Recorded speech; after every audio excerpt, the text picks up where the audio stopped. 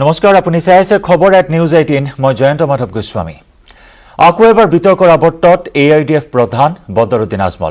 বদৰুদ্দিন আজমলৰ বিৰুদ্ধে কেতবোৰ বিস্ফোৰক অভিযোগ বিদেশী পুঁজিৰে দেশ বিৰোধী কাম কাজ কৰাৰ অভিযোগ আজমল ফাউণ্ডেশ্যনৰ বিৰুদ্ধে নিৰ্বাচনৰ প্ৰাক মুহূৰ্তত AIDFৰ মুৰব্বী বদৰুদ্দিন আজমলৰ ভেটিত কঁপনি তুলি এই বিস্ফোৰক অভিযোগ উত্থাপন কৰিছে সত্যৰঞ্জন বৰাৰ অভিযোগ বছৰি প্ৰায় 70 কোটি টকা বিদেশী পুঁজি লাভ কৰে আজমল ফাউণ্ডেশ্যনে কিন্তু সমাজ সেৱাৰ হলনি এই পুঁজি আজমল ফাউণ্ডেশ্যনে ব্যৱহাৰ কৰে দেশ বিৰোধী আৰু হিন্দু বিৰোধী কাম কাজত শিৱসাগৰত এই বিস্ফোৰক মন্তব্য বিস্ফোৰক অভিযোগ সত্যৰঞ্জন বৰাৰ এক সংবাদমেলত বৰাই কয় বিগত বছৰত আজমল ফাউণ্ডেশ্যনলৈ বিদেশৰ 5 ঠাইৰ পৰা আহিছে 69.5 কোটি টকা ইয়াৰে মাত্ৰ 2.5 কোটি টকা আজমল ফাউণ্ডেশ্যনে সমাজ সেৱামূলক কাম কাজত ব্যৱহাৰ কৰিছে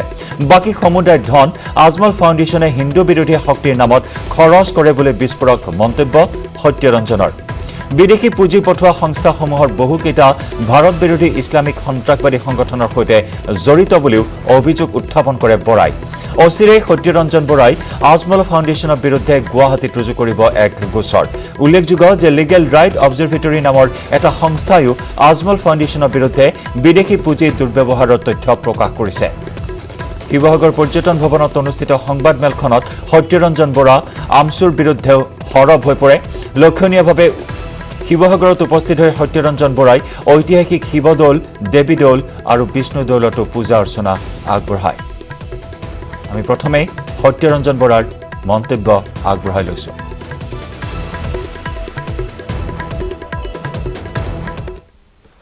যে 69.55 crore ফান্ডিং আহিছিলে তাৰ প্ৰথম ফান্ডিংটো আহিছে কৰ পৰা জানে আল ইমদাদ ফাউণ্ডেশ্যন UK আৰু সেইটো কাৰ লগত জড়িত জানেনে মই পঢ়ি দিছো শুনিব is directly Ajmal donor Al Imdaad foundation UK is directly link to Palestinian intifada spearheading terror group Hamas which financed numerous suicide bombing in Palestine against Israel. Donor 2, Ummah Welfare Trust of United Kingdom. তেওঁলোকক কি বুলি কৈছে is accused of money laundering and terror financing. আৰু তেওঁলোকক কোনে কৰি থৈছে জানে আইডেন্টিফাই কৰি থৈছে the Ummah Welfare Trust the UK based which has been designated as a terrorist entity by the US Treasury. আৰু Turkey based আজমল ডোনাৰ তুৰ্কীত থকা জন হল IHH ইনসানি ইয়াৰ্ডিন ওয়াকফি তাৰ সম্পূৰ্ণ নামটো হল foundation for human rights and freedom and humanitarian relief is flagged by many government agencies from across the world think tanks and media houses for its direct link with al Qaeda তাৰ 5 নম্বৰ তেওঁ donor হল Muslim aid UK connections with Kashmiri terror group Hizbul Mujahideen Badruddin Ajmal সন্ত্ৰাসবাদী পিতৃ নহয় অসমত বদৰুদ্দিন আজমলৰ দৰে বা AIDFৰ নিচিনা আমচুৰ নিচিনা যিমানবোৰ ইছলামিক সংগঠন আছে are they not connected to this ডনাৰ্ছ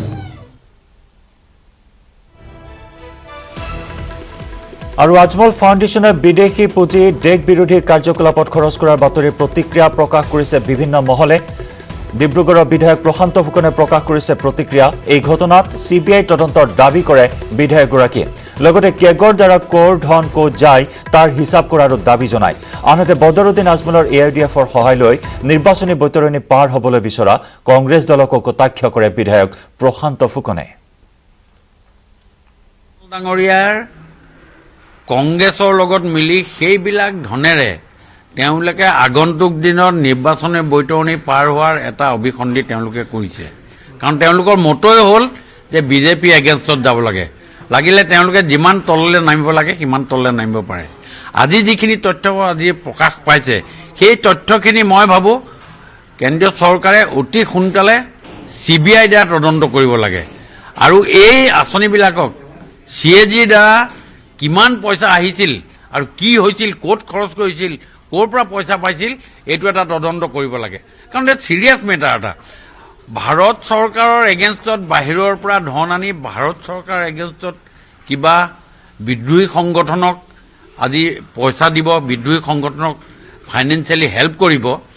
এইটো এটা অতি দুৰ্ভাগ্যজনক কথা আৰু সেই সকল মানুহৰ লগত বুকুচাত উঠি আজি কংগ্ৰেছে বৈতৰণি পাৰ হোৱা চিন্তা চৰ্চা কৰিছে 180 বছৰীয়া এটা দল ইয়াতকে আৰু দুৰ্ভাগ্যজনক কথা কিবা থাকিব পাৰে নেকি আৰু ইফালে আজমল ফাউণ্ডেশ্যনৰ বিৰুদ্ধে উঠা অভিযোগৰ প্ৰতিক্ৰিয়া প্ৰকাশ মন্ত্ৰী ডক্টৰ হিমন্ত বিশ্ব শৰ্মাৰ সামাজিক কামত আজমলে পকেটৰ ধন খৰচ নকৰে বুলি উল্লেখ কৰি বিদেশৰ পৰা অহা টকাহে খৰচ কৰে বুলি অভিযোগ কৰে মন্ত্ৰী শৰ্মাই বিদেশৰ পৰা অহা টকাৰ সঠিক ব্যৱহাৰ হোৱা নাই বুলি মন্তব্য মন্ত্ৰী হিমন্ত বিশ্ব শৰ্মাৰ বিদেশৰ পৰা অহা টকাৰ উৎস যে সন্ত্ৰাসবাদৰ লগত জড়িত এটা প্ৰতিষ্ঠিত সংস্থাই দাবী কৰিছে এই তথ্য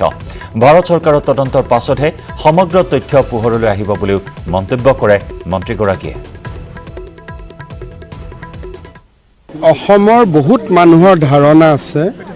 যে বদৰুদ্দিন আজমলে নিজৰ পকেটৰ টকা দি কিছু মানৱীয় কাম কৰে আচলতে তেনেকুৱা নহয় তেওঁ বছৰি প্ৰায় 70ৰ পৰা 75 কোটি টকা এটা সময়ত বিভিন্ন বিদেশৰ সংস্থাৰ পৰা পাইছিলে আৰু সেই টকাৰে তেওঁ ইয়াতে হস্পিটাল বা আন কিছুমান চলাইছিল এতিয়া মই ভাবোঁ যে কিছু নতুন তথ্য আজি সোশ্যাল মিডিয়াত এটা ভাৰতত ইতিমধ্যে FRCA ভায়োলেশ্যনৰ বিভিন্ন সত্য উদ্ঘাটন কৰা এটা প্ৰতিষ্ঠিত সংস্থাই দাবী কৰিছে যে যি উৎসৰ পৰা টকাবোৰ আহিছিল সেই উৎস সন্ত্ৰাসবাদৰ সৈতে জড়িত দ্বিতীয়তে যিমান টকা আহিছিল সেই টকাৰো ইয়াত উচিত ব্যৱহাৰ হোৱা নাই মই ভাবোঁ যে এই দিশটো ভাৰত চৰকাৰে নিশ্চয় তদন্ত কৰিব কাৰণ FRCA ভাৰত চৰকাৰৰ অধীনত আৰু যদি তদন্ত হয় আমি ইয়াৰ কথা গম পাম এতিয়া এই কথাখিনি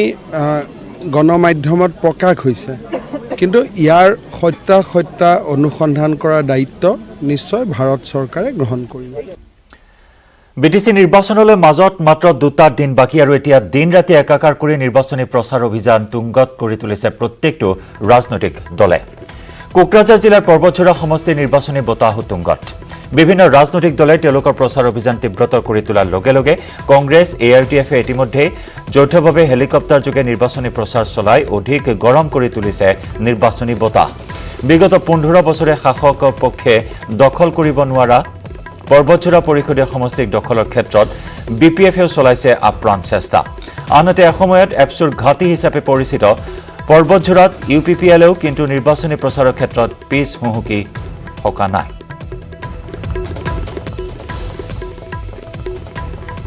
এই মুহূৰ্তত আমাৰ সাংবাদিক জ্যোতিৰ্ময় চক্ৰৱৰ্তীৰ সৈতে আমি পোনপটীয়া সম্প্ৰচাৰত সংযুক্ত হৈছো জ্যোতিৰ্ময় 1 নম্বৰ পৰ্বতঝৰা সমষ্টি প্ৰত্যেকটো ৰাজনৈতিক দলৰ বাবে এতিয়া টাৰ্গেট হৈছে নিজৰ সমৰ্থিত প্ৰাৰ্থীক জিকাই অনাৰ ক্ষেত্ৰত প্ৰচাৰ অভিযান বৰ্তমান তীব্ৰতৰ কৰি তোলা পৰিলক্ষিত হৈছে প্ৰত্যেকটো ৰাজনৈতিক দলত গতিকে এই মুহূৰ্তত কেনেকুৱা পৰিৱেশ নিৰ্বাচনী বতাহ কেনেকুৱা 1 নম্বৰ পৰ্বতঝৰা সমষ্টিত নিশ্চয়কৈ জয়ন্ত আসল কথা ক'ব গ'লে 1 নম্বৰ পৰ্বতঝৰা সমষ্টি বৰ্তমানে সন্মানৰ লড়াইত হৈ পৰিছে কাৰণ ধুবুৰী সীমান্তৱৰ্তী কোকৰাঝাৰ ধুবুৰী সীমান্তৱৰ্তী এই পৰ্বতঝৰা সমষ্টিৰ ভিতৰতে কিন্তু ৰূপসী বিমানবন্দৰৰ দৰে গুৰুত্বপূৰ্ণ স্থান ইয়াত আছে তেনে ক্ষেত্ৰত পৰ্বতঝৰা সমষ্টিৰ কিন্তু গুৰুত্ব অসীম তেনে ক্ষেত্ৰত ৰূপসী বা এই বাছবাৰী হওক বা দেৱীতলা বা কাজিগাঁৱে হওক এই অঞ্চলত বৰ্তমানে কিন্তু নিৰ্বাচনী বতৰ যথেষ্ট গৰম বুলি ক'ব লাগিব কাৰণ প্ৰতিটো অঞ্চলতে বিভিন্ন ৰাজনৈতিক দলে তেওঁলোকৰ আচলতে কেম্প বান্ধি পেলাই বিভিন্ন ধৰণে প্ৰচাৰ অভিযান চলাইছে কিন্তু পৰ্বতঝৰা সমষ্টিৰ সমস্যা আছে বহু আমাৰ লগত এজন জ্যেষ্ঠ নেতা আচলতে পূৰ্বৰ এজন MCLA আছিল তেওঁ এজন জ্যেষ্ঠ নেতা পৰ্বতঝৰাৰ হেমেন্দ্ৰ আমাৰ লগত আছে দাদা বহু সমস্যা আছে পৰ্বতঝৰাৰ এইবাৰ নিৰ্বাচনত কি সমস্যা লৈ আপোনালোকে ৰাইজৰ মাজলৈ আগবাঢ়িছে চাওক যে আজি পৰ্বতঝৰা যদি আমি ভাবি লওঁ যে বহুত মানে আমি যেহেতু BTC নিৰ্বাচনৰ পৰাই বা আমি 2005 চনত ইণ্ডিপেণ্ডেণ্ট হিচাপে আমি জিকি গৈছিলোঁ তাৰ পিছে আমি BPF বা দলৰ সভাপতি হিচাপে আমি নেতৃত্ব কৰিছিলোঁ কিন্তু আমি যেটো দেখিছোঁ যে BPFৰ যেটো নীতি আদৰ্শ এটা মানে একেই ঠিক নাছিলে আৰু মই এটা আশা আছিল যে সেই সময়ত এটা আমাৰ পৰ্বতঝৰাটো এটা উন্নতি কৰিব পাৰিব কিন্তু কতই আমি হেতু পইলৰ হৈছে কৰিব পৰা নাই এতিয়া ক'বলৈ গ'লে ৰাস্তা ঘাটৰ পৰা আৰম্ভ কৰি আপোনালোকে চাক আজি ইমানখিনি জৰাজীৰ্ণ আছে যে আমি কাজিগাঁৱৰ পৰা বাছবাৰী যাব নোৱাৰো বা কাজিগাঁৱৰ পৰা ৰূপসী যাব নোৱাৰো কাজিগাঁৱৰ পৰা আমি মংলাজৰা যাব নোৱাৰো কাজিগাঁৱৰ পৰা আমি ঠিপখাই যাব নোৱাৰো বা বহুত মানে যিমানখিনি আমাৰ ব্ৰিজ দলং আছে সেইবিলাক গোটেই মানে জৰা জনা এটাও গাড়ী আজি মানে যাব নোৱাৰো আৰু এটা কথা হ'লে যে এই মুহূৰ্তত যেতিয়া মানে ইলেকশ্যনসমূহ চাপি আছে এতিয়া যে কেনেকৈ ইলেকশ্যনত যে অফিচাৰসকলে যে যাব গাড়ী লৈ সেইটো তেনেকুৱা অৱস্থা পৰি আছে যেনেকৈ কাজিৰ পৰা বাছ হেৰি বৰ্ষিজোৰা ৰাস্তাবিলাক এখনো দলং ভাল নহয় এই যে ইমান দিনে 15 বছৰ যে আপোনালোকে শাসন কৰিলে BPF-ত আপুনিও আছিল তেনে ক্ষেত্ৰত আপোনালোকে কি উন্নয়ন কৰিলে BPF-ত থাকি পেলাই এনেই তেনেকৈ উন্নয়ন কৰিব পৰা নাই অলপ চলপ হৈছিল তথাপিও যেনেকৈ হ'বলৈ লাগিছিল তেনেকৈ গোটেই হোৱা নাই মানে পৰ্বতজোৰা মানে চবতকৈ ক'ব গ'লে হলিষ্টা সমষ্টিত না পৰ্বতজোৰা বেছিকৈ পিছ পৰি আছে আমি মানে বৰ্তমানলৈ হয় সেই ক্ষেত্ৰত আপোনালোকে কিবা পৰিৱৰ্তন বিচাৰিছে নেকি কি বিচাৰিছে এইবাৰ না আমিতো পৰিৱৰ্তন বিচাৰিম তো যাৰ ফলত আমি এতিয়া নতুন যিটো আমাৰ UPP দল বা সন্মানীয় আমাৰ প্ৰমোদ বৰা নেতৃত্বাধীনত মই পাৰ্টিত জইন কৰিছোঁ আৰু এতিয়া মই ডিষ্ট্ৰিক্টৰ সভাপতি মানে দায়িত্ব বহন কৰিছোঁ আৰু এতিয়া আমি যিটো আমি ৰাইজৰ লগত আমি যে ঘূৰিছোঁ বা কেম্পিং কৰিছোঁ চবেই মানে পৰিৱৰ্তনৰ ক্ষেত্ৰত মানে ৰাইজে ঘূৰি আহিছে বা আমাৰ লগত বহুত মানে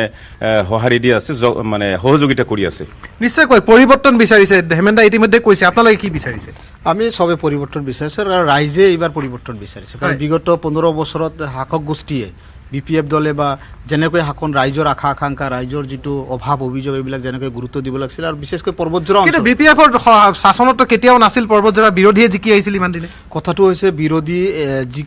বিৰোধী জিকিছে ঠিকে কিন্তু চৰকাৰখন কাৰ আছিল BPF-ৰ আছিল চৰকাৰ থকা সত্ত্বেও যি ধৰণে ৰাইজৰ কাম কাজবিলাক কৰিব লাগিছিল অঞ্চলৰ উন্নয়নবিলাক কৰিব লাগিছিল আজিৰ দিনত পৰ্বতজোৰা এটা ভাল হস্পিটেল নাই আমাৰ যদি এটা সৰু সুৰা বেমাৰ হয় আমি ধুবুৰীলৈ যাব লাগে কাৰোবাৰ সৰু সুৰা বেমাৰ হ'লে আমি কোকৰাঝাৰ জ্যোতিময় আমি পৰৱৰ্তী সময়ত পুনৰ সংযুক্ত হম আপোনাৰ সৈতে জ্যোতিময় এই মুহূৰ্তত আমাক দেখুৱাইছে 1 নম্বৰ পৰ্বতজোৰা সমষ্টি নিৰ্বাচনী বঁটা পৰিৱৰ্তন বিচাৰিছে ৰাইজে অত্যন্ত এটা গুৰুত্বপূৰ্ণ সমষ্টি ৰূপসী বিমানবন্দৰ আছে এই সমষ্টিৰ ভিতৰতে কিন্তু এই সমষ্টিটোৱে যি গুৰুত্ব লাভ কৰিব লাগিছিল সকলো দিশৰ পৰাই আজিও অনগ্ৰসৰ হৈ আছে উন্নয়নৰ মুখ দেখা নাই এই সমষ্টিৰ লোকসকলে আৰু পৰিৱৰ্তন বিচাৰিছে এইবাৰ সমষ্টিবাসীয়ে